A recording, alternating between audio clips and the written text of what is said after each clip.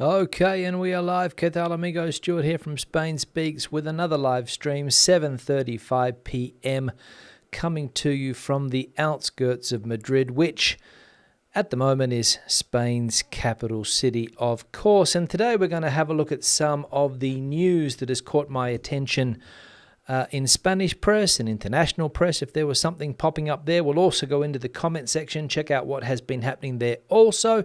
And in the second half of the video, we'll go into, or the second half of the live stream this evening, we'll go into the chat section and check out what is bubbling away there in that chat section.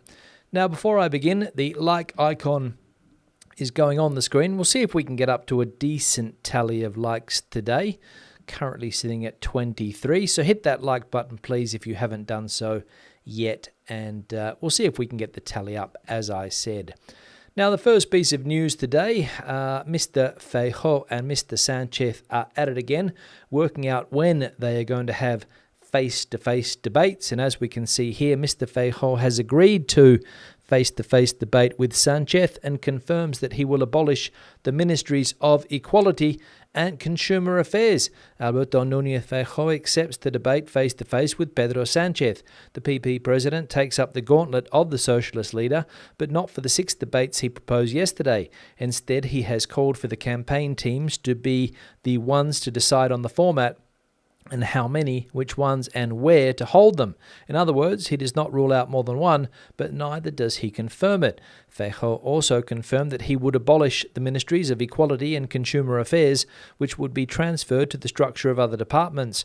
He would also merge the Ministries of Labour and Social Security, as well as Education, Culture and Universities. 5 or 6 ministries would be redundant, he summarised, of course, if he is elected on the 23rd of July, that would be. He also put out his 100-day plan, his first 100-day plan. Again, if he's elected, maybe he's getting a little bit ahead of himself, Mr. Feijóo, but he's put out his plan for the first 100 days, should he be elected on the 23rd of July. And as we can see there, he's going to get rid of a few ministries, which let's be honest, probably could be departments belonging to other ministries. I would say the Sánchez government went crazy when it went into a coalition with Podemos. They had to scramble and find new ministries to give some jobs for those Podemos to those Podemos members, I should say, and they set up a couple of ministries which a lot of people argue perhaps not necessary, consumption or the consumer ministry being one of those. So Mr. Feijóo saying that he's going to get rid of those ministries and a few others if elected on the 23rd of July. Now, we know that a lot of people are going to be sending in postal votes on the 23rd of July because they're going to be away on holidays. They're going to be doing different things in that peak summer month. And, of course, the Correos outfit here, the postal service, we know is inundated currently with people signing up for their postal votes. And they are taking advantage of the situation and threatening to strike. As we can see here, Correos workers threaten a 2-week strike before the general elections. The calling of the elections for the 23rd of July has led to complaints from various sectors and also from the population, including the opposition parties such as the PP, who consider that the date chosen for the elections has been chosen so that people will not turn out to vote. A considerable increase in postal voting is expected, which can already be requested because for some citizens it will be impossible to go to the polls on the 23rd of July. The postal workers are threatening a strike of more than a fortnight just before the general elections are held. At the moment, the strike notice only affects the community of Madrid. Workers' representatives claim that the recruitment of 5,500 employees announced by Correos as reinforcements to cover the election campaign is insufficient and demand that these reinforcements be doubled. So there we go. Correos threatening to go on strike because they don't think that the extra 5,500 workers that they're going to put on, the unions that is, don't think that that is enough. They want 11,000. They want 5,000 times 5,500 times 2. So we'll see if they go on strike or not. But if they do go on strike, it's going to throw a huge spanner in the works of that postal vote just before the elections. And so we'll see if they can get that one sorted out. Otherwise, people just won't vote, I imagine. Now, the third piece of news that has caught my attention today, this one here, very important if you are residing here in Spain, and it is that you can now apply for your digital certificate without leaving your home thanks to your mobile. How to apply for it from Android and iPhone. Having in our possession the digital certificate from the Fábrica Nacional de Moneda y Timbre is something very interesting nowadays to identify us when carrying out a multitude of online procedures. However, the process to apply for it had meant that we had to go in person to the FNMT. We speak in the past tense because, although this possibility still exists, we can now apply for it without leaving our home. All we need is a computer and a mobile, the latter being essential for identification thanks to its camera, and they go on to explain how to do it. So if you are interested, find this article and you will see how you can get it done. And as I said, very important if you are residing here in Spain to have one of these digital certificates, which allows you to do lots of things online. For example, you can get proof of your work history.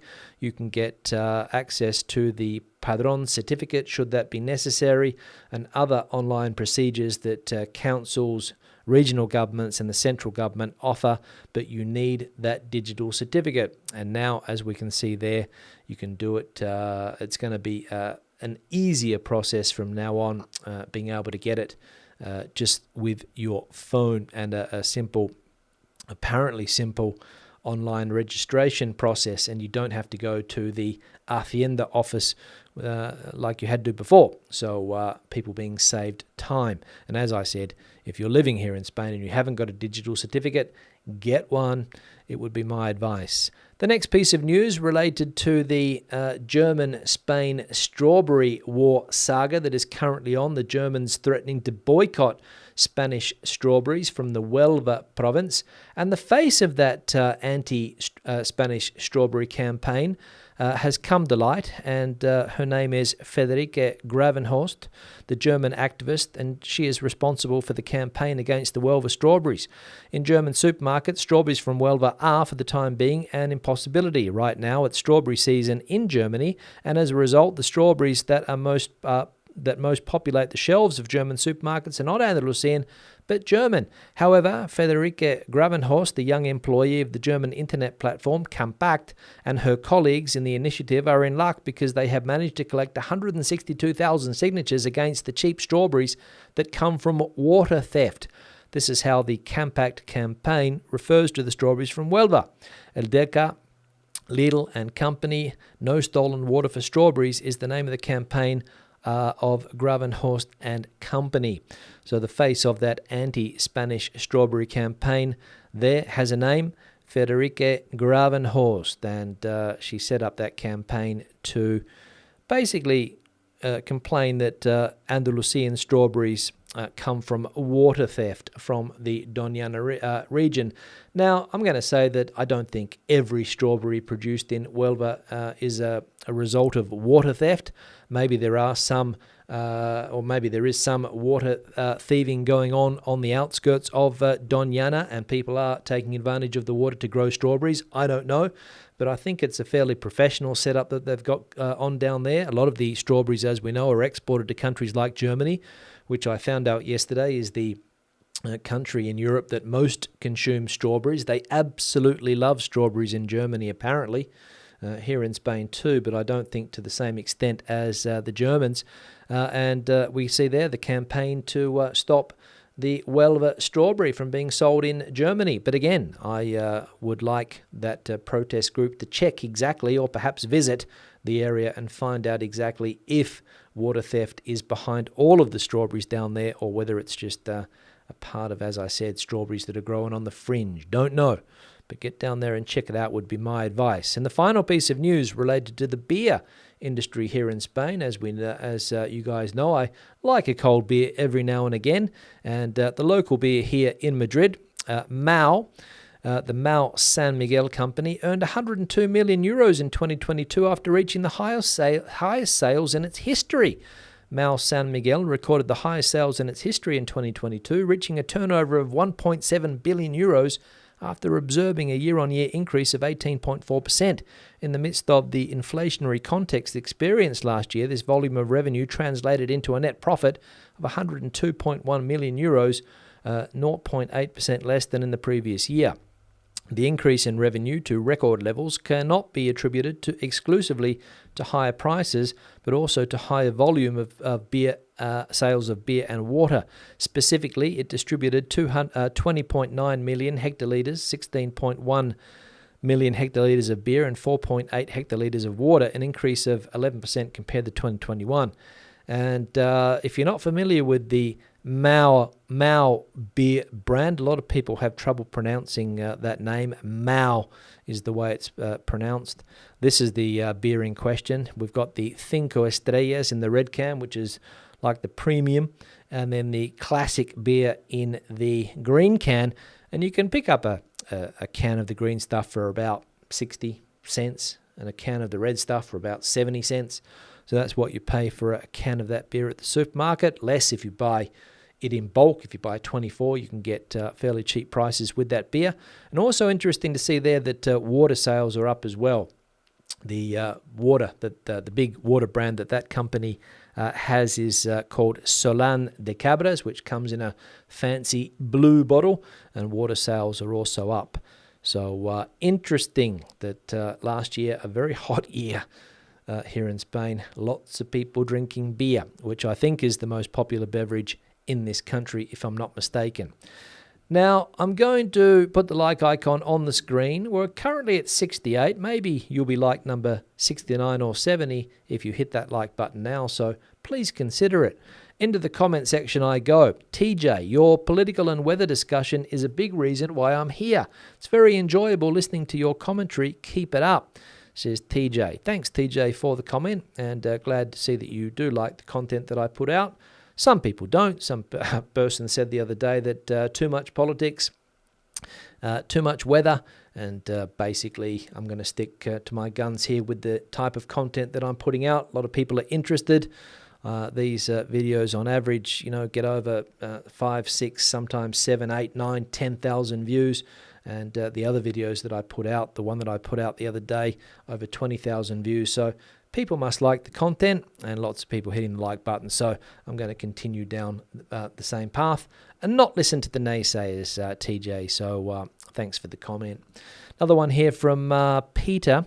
Definitely has changed with regards to hotels accepting pets and dogs.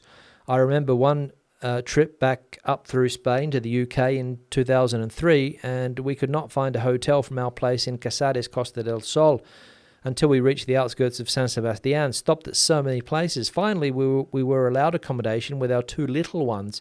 We can now go just about anywhere with the little dog we now have. This comment popped up the other day. Somebody asked, I think it was in the chat section here, somebody asked if dogs are, or if Spain is a pet-friendly country as far as dogs are concerned.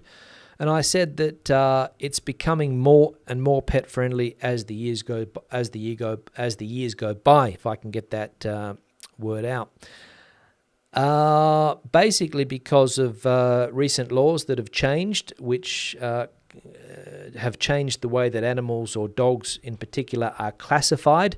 They're now classified as some type, I can't remember the exact wording, but they're almost on the same level as humans as the way that they need to be treated. And that means that a lot of establishments have had to change the way they look at animals, dogs in particular, and allow them to access premises. And a lot of hotels now have changed the way that they also do that. As Peter pointed out there, 20 years ago, it was very difficult to find a hotel or any type of accommodation that accepted dogs. But nowadays, lots of the big hotel chains do accept dogs, and they make dogs feel very welcome indeed.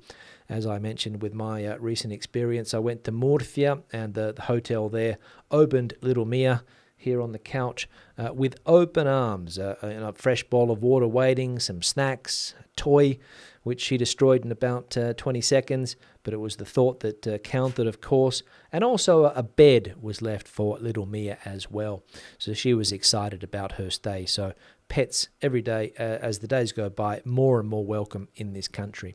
Another one here from Jose Antonio. Several friends of mine used to go to England to pick up strawberries in the season.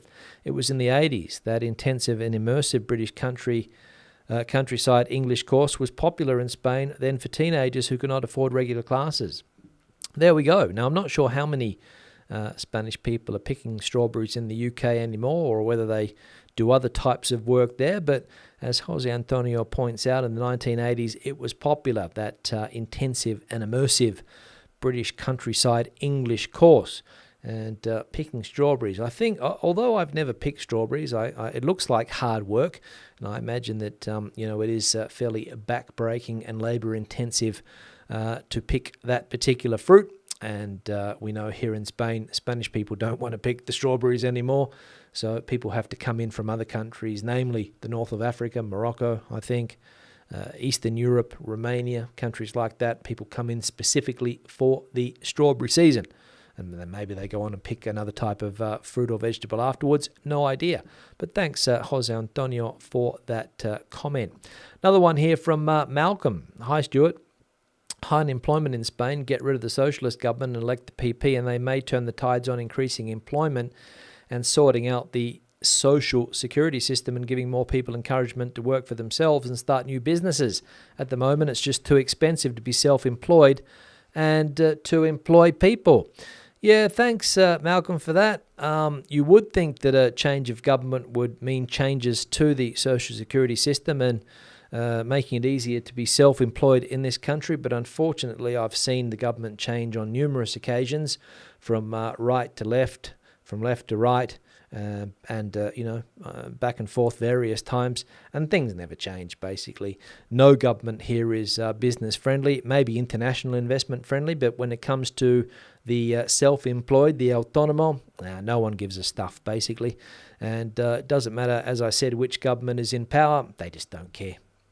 There's a sense here, I imagine, that they're trying to protect the established businesses. They don't want too many people cutting in to those big contracts that those big companies win, and difficult to get a business off the ground from a self-employed point of view. And as this comment here also points out, I cannot fathom why unemployment in Spain remains so stubbornly high. Ireland had the same issues in the 80s, yet we now have a record low rate of 3.8%. And basically the difference is, Sean Away and Malcolm, that Ireland is probably a business-friendly country and Spain is not. Ireland, we know, gives tax breaks to the big international companies. It's a place where they like to set up. Having an English-speaking population also comes in handy. And lots of people, I know, 3 or 4 people within the last 2 years have gone to Ireland to work. A Portuguese lady recently went. Some Spanish people that I know of recently went as well. So Ireland brings people in to work in sectors where the salaries are higher, which is probably also something that they go there for. And also there's more opportunities. And as you mentioned, with 3.8% Sean Away, plenty of opportunities in the Irish market. Maybe difficult to get a house, but plenty of job opportunities. Whereas here in Spain, still a little bit business unfriendly would be the way that I would classify the government here. And the final one here from Eileen. Live in Marbella and love the life here. Thanks, Eileen, for the comment. I put this one up to show that people enjoying their life here in Spain, especially in Marbella with that Costa del Sol weather, that microclimate that they have down there with the mountain behind them, the sea in front of them, and I'm not going to say perfect weather, but fairly close to perfect down there, I think, in Marbella, and people enjoying life as Eileen is, as we saw. Thank you very much. Now, I'm going to go into the chat section here now. Before I do, I'm going to change the backdrop, which is the thing that I normally do at this time. And this one was sent in from Marcus, and it's a picture of a nice beach down there in Lanzarote. And the thing that caught my attention in this photo was the water quality. Okay, we can see down there that in the background that the Water is incredibly clear, beautiful looking beach, and of course with that Canary weather, an absolute treat to take a dip there on I was going to say a hot summer's day, but every day's nice in some parts of the Canaries. White beaches as well, which I didn't really see in Tenerife. The beaches that I saw in Tenerife were black sand beaches. They're on Lanzarote, looking to be white sand beaches, at least this beach that we have here. So thanks, Marcus, for sending it through. And the email address is this one here, spainspeaks@gmail.com. If you've got a similar picture to Marcus's here, please send it through, whether it's a picture of a beach, whether it's a picture of a town, whether it's a picture of anything Spain-related, send it through to that email address. And if it meets the quality control, that is the right size, a lot of photos sent through are a little bit too small, so they don't go well on the backdrop, so I can't use them. And this one here, meeting or ticking all the boxes when it comes to quality. Thanks, Marcus, for that. Like icon back on the screen as well. Now I'm going to go into the chat section. Let's see what's going on here. I'll scroll up to the top. Hit the like button, please, if you haven't done so yet. Currently at 93. You could be like number 100 today if you hit that like button now. Jose Antonio, we saw one of his comments coming in from the royal city. That is Ciudad Real down there in Castilla-La Mancha, the home of Don Quixote and Manchego cheese. Very tasty. Erica's coming in from Terrassa, Catalonia. Orange warnings for heavy rains yesterday, but not a single drop. Yeah, the rain promises a lot recently, right, Erica? But not delivering. Not delivering. We'll see if we get anything from the storm, which is forecast for the next couple of days. We'll see. I know that we have a wet couple of days, apparently, according to the weather apps here. So we'll see. Richard coming in from a dull North Yorkshire. Dull there. A few people saying that it's a bit dull in the UK today. Pauline's coming in from a warm and sunny Rojales. Not dull there, Pauline, right? No dull weather there. Mugga coming in from a warm 32 degrees El Campello, also in the Valencian community. Fantastic, Mugga. Good to see you again. Sorry about yesterday. You thought that I had cancelled the live stream.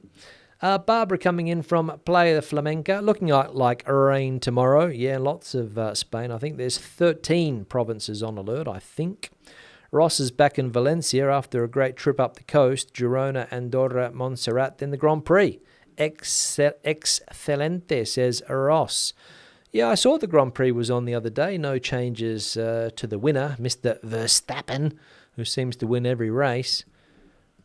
What else we got going on here? Sani coming in from a breezy but sunny Basingstoke. Gino's coming in from Canada. Regular viewer is Gino. Good to see you here, Gino. Hope you are well. Janet coming in from a dull Oxford. So dull up in Yorkshire, dull in Oxford, dull in different parts of the UK. Jonathan coming in from Valencia. Normally in Uruguay is Jonathan, but in Valencia. Good to see you here, John.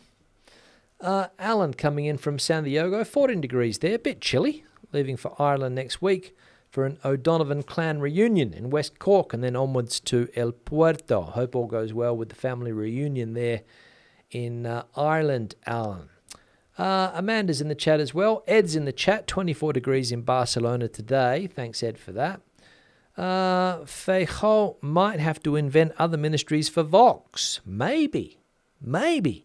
Like Sanchez did for Podemos. Absolutely. Good point. Ellen coming in from a windy Fuerteventura. I think that's what we've got in the backdrop here, Fuerteventura. Oh, was it Lanzarote, I think? Yeah, I think it was Lanzarote. So another of the Canary Islands, Lanzarote, absolutely. What's the difference between a gestor and an asesor? Well, I don't know, to be honest. I'm sure that an asesor would be an advisor, giving you advice on different things, I imagine. And a gestor probably is able to get bureaucratic things done for you if you find Spanish bureaucracy a little bit too difficult when it comes to tax things, company things, just general day-to-day things. related to living here and bureaucracy, a gestor is the person that can get those things done. But maybe it might call themselves asesoría, and they could offer gestor services. But remember, the gestor is a special occupation. They are it's a qualified profession. They have a special symbol if they are a registered gestor, and the asesor might not have that. It just might be a lawyer of some type that doesn't have the official gestor qualification or belong to the Colegio de Gestores in Madrid. There's a big Colegio de Gestores, like a administrative body of gestores, I would say. What else we got going on here? Let's have a look here quickly. Pamela is here as well, coming in from Spain, I think, Pamela. Renan coming in from California, I think. Remy with a Y coming in from Saint Filiu. Diffie's in the chat here, talking about my change of brand on my t-shirt. Thanks, Diffie, for that. Joy's in the chat as well, catching us live for a change. Let's have a look. Jose Antonio also points out that they would probably find many Germans living in Mata las Cañas, depending on Doñana's water. Good point again, Jose Antonio. You're on fire. Zach coming in from Vancouver, 20 degrees there in British Columbia, Canada, of course. Zach and Ella, hope you guys are well. Joy saying that we haven't had any rain here on the Ria Rosa in Galicia. Hot, humid, but no storm. You could probably hold your breath there, Joy, because rain comes through there normally fairly quickly, from what I remember. So we'll see if you get some rain from the storm. Zach's asking a question about the non-lucrative visa. I think we saw that one the other day, Zach. I don't know whether many people have applied for that recently. I think one person sent me an email saying that they have got the non-lucrative visa, but not sure where they applied from. But it does take time. Everything takes time, Zach. I'll say that up front. Everything takes time, basically. The Panama Hat, greetings from Malta. Great work, love the content. Thanks, Panama Hat, for that. William's coming in from a 23-degree Glasgow. Like number 70 was William today. Thanks, William, for that. Blind Spots Traveller yesterday, I think, was not in Cuzco, was at IKEA, back in the neighbourhood today. Have I been to the neighbourhood around Chamartín recently? Huge amounts of development and regeneration going on. Worth a look. No, I haven't been to Chamartín, but there is a plan to develop that whole northern corridor, I think they call it there, that surrounds the Chamartín train station tracks. Chamartín is the northern station in Madrid that takes people north. Atocha takes people south and east, and maybe west as well, not sure. But the second biggest train station in Madrid, Chamartín. What else we got happening here? Bronny coming in from South Wales. You can never have too much politics or weather. My sentiment exactly, Sani. Thanks for that. Ed coming in from Denver, doing a great job. Thank you, Ed, for that.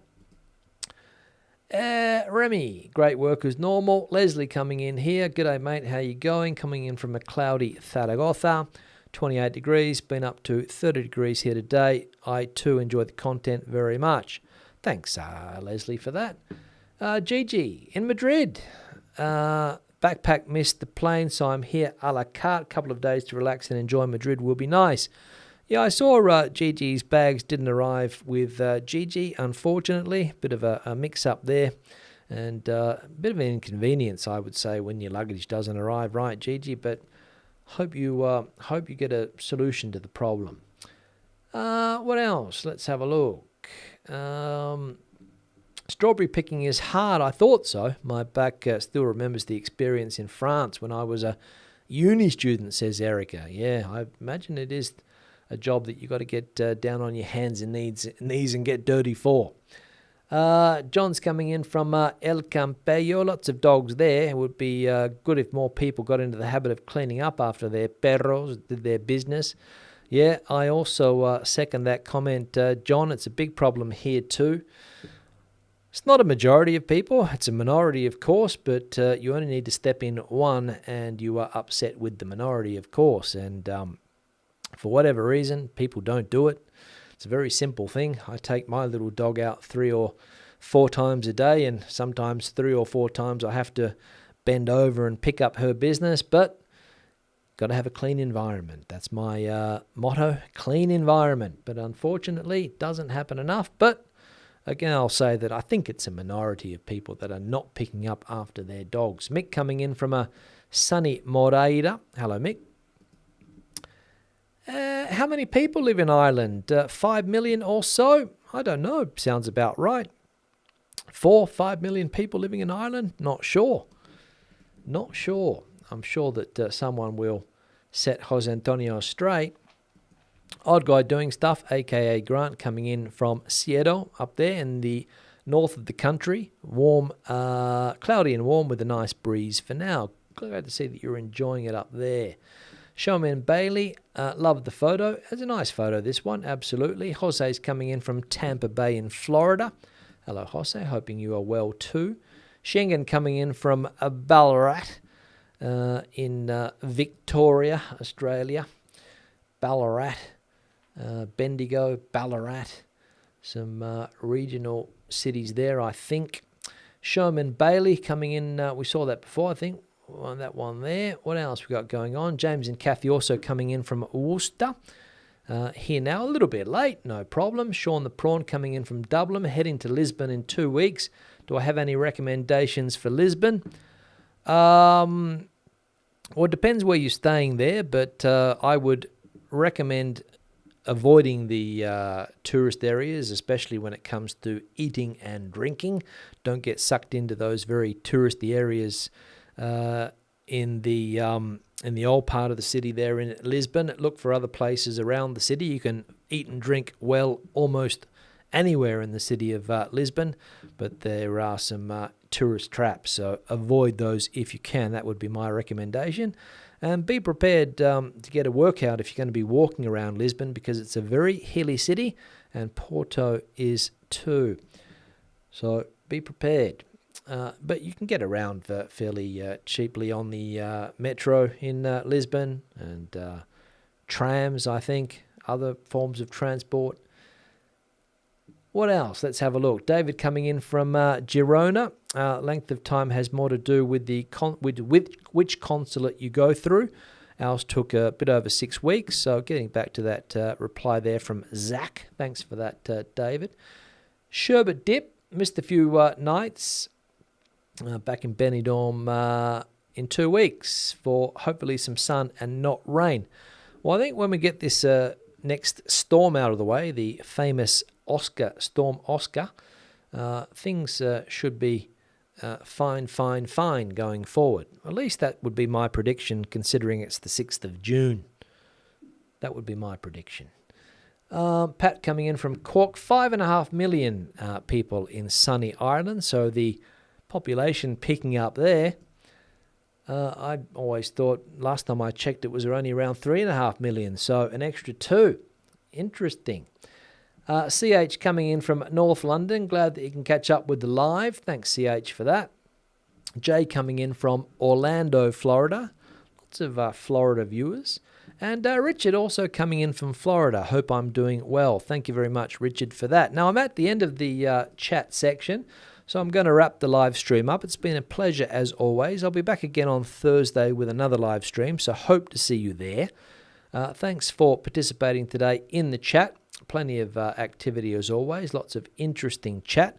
And in general, thanks for supporting the channel by watching the videos. I'll see you guys again on Thursday. Hasta luego, hasta entonces. Adios.